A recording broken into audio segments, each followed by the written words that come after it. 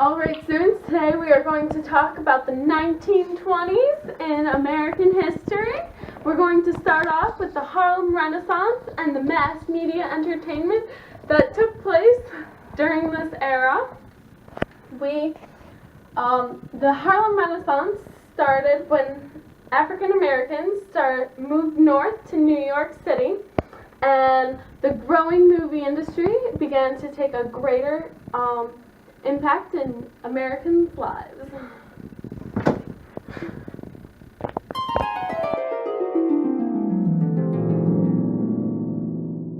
Wakey, wakey!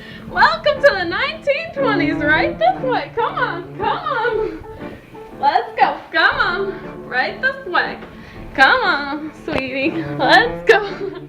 Let's go. Come on, watch your step now. You want to hear some smooth jazz?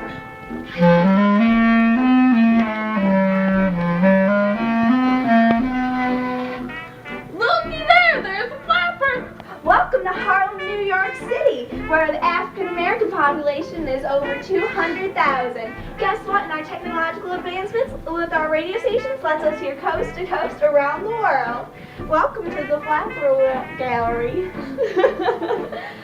It's alright, don't need to be scared, child. No, it's okay. And now we're going to move on to the 18th Amendment, which was a great gain for many women who wanted prohibition of alcohol because they were tired of drunken husbands coming home from work and causing domestic violence. Though with the 18th Amendment that prohibited the sale and manufacturing of alcohol, there was still illegal smuggling and bootlegging going on.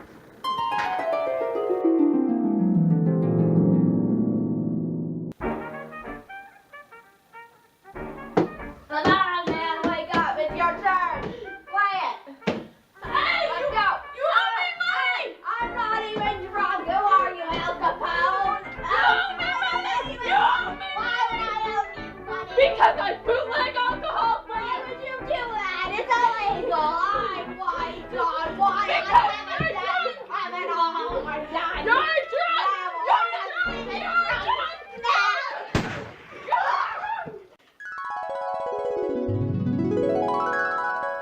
And now on to the 19th Amendment, which gave women the right to vote. Women were very excited because they now had a power in their own government. There was the National Women's Party, which petitioned for women to get suffrage. Then, thereafter women gained suffrage through the 19th Amendment, there was the League of Women's Voters, which educated women's voters in how to vote.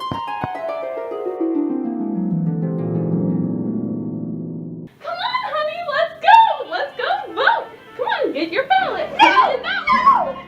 You have a choice by the Women's League of Voters. You have a choice. Look at this. This 19th Amendment here is the right to vote for women. Do not listen to your husband. Look at yourself. You have just as much power as your husband. Put it in the other one. Which one do you want? There we go. Right to you. Right to you. Like the power.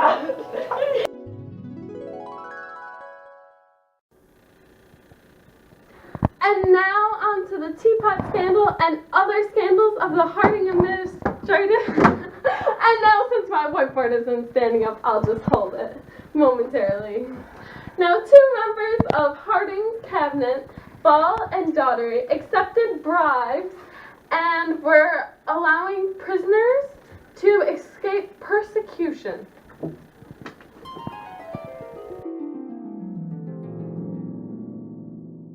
Hey, girl!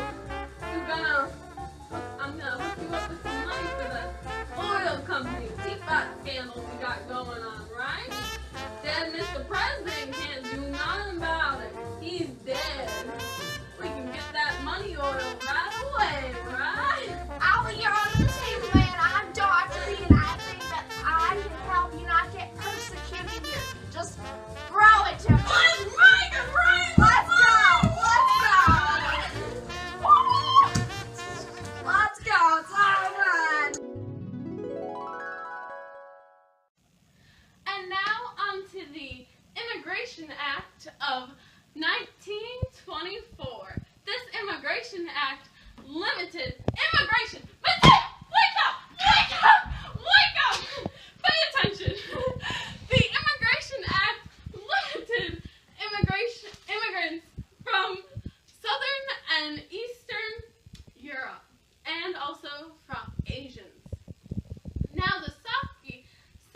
and Vizetti case was when immigrants were persecuted because of their race.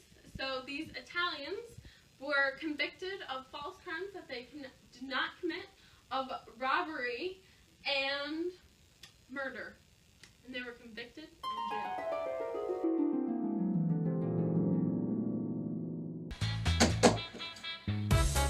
Order in the court! What the heck's with this story? Let's hear it. What's going on? We're wrong with you. Samuel and Mackenzie, I do not agree with this. You are immigrants. You are immigrants. How are you wrongly accused? What's going on? Look at this immigrant. Look at it. It's immigrants. Me and Taco. Immigrants, well, two is leaving war. You shouldn't be in this country at all. Are you a nativist? You're a hater! A hater! I'm a hater. I would suggest you be nice to the judge here. A hater! A hater. You didn't do anything. All right, let's get over here for your conviction. You didn't do Your anything. conviction. Now, you robbed and you murdered, so execution is what you get. Order in the court.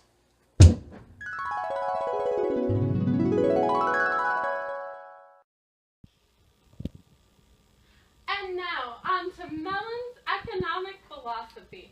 Mellon believed in a trickle-down economy, similar to Hamilton. Mattea, stop rolling around on the ground. If you keep doing this, you're going to have to read AMSCO. You're OMSCO, okay? Pay attention. Now, back to Mr. Mellon. He thought that the economy would heal itself, and that if we reduce spending and the tax cuts to the rich, the economy would fix itself and we would have no more economic problems.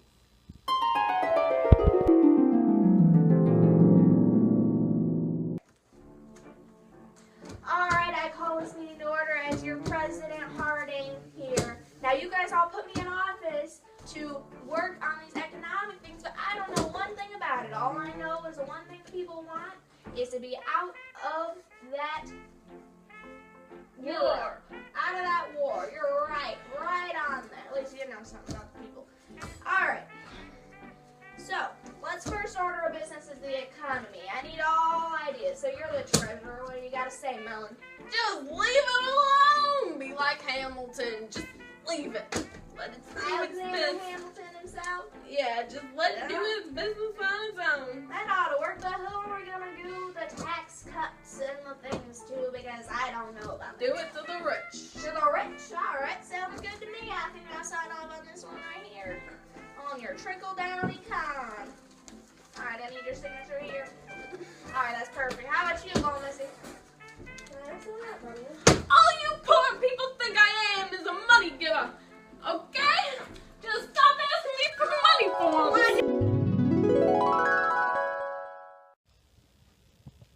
And now on to the Red Scare of the 1920s, which started soon after World War I, because anti-German feelings were high due to the Americans being mad at being dragged into an unnecessary war. Now, anti-German feelings turned into anti-communist feelings when Russia was taken over by communism, and they thought that democracy was slowly being destroyed. And the Ku Klux Klan took advantage of these anti-communist feelings and started gaining more members.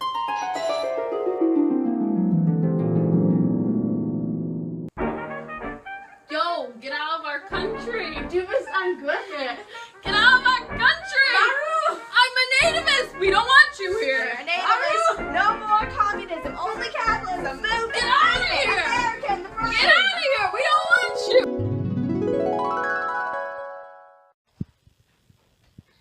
And the last topic we will be covering about the Roaring Twenties is Henry Ford and the assembly line and consumerism. Consumerism was advertising of products to get more Americans to buy them because they now had so much more money. Now, Henry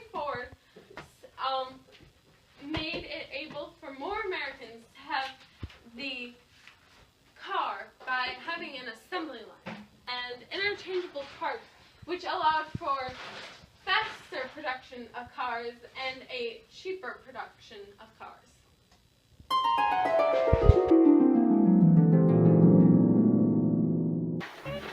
Now looky here, sweetie. This car is now available to young Americans like you because of Henry Ford and the assembly line, because of interchangeable parts, and now how cheap it is for you to buy it with your small minimum wage. And consumerism does such a great job that you know how cheap it is, so you can buy one. What are you doing here? I'm doing here because consumerism is a crock of crap. I am your granny and you better listen to me, you hear? You hear? Now I'm not listening to you. Oh my goodness, you better listen, girl, because I know what I'm talking about. This car here, this is the death of you. You get killed. Get killed. And on top of it, the whole buggy is much safer, much better, and it doesn't even hurt our economy like this here thing will. So you listen to me, because Granny knows best. Granny knows Not best. so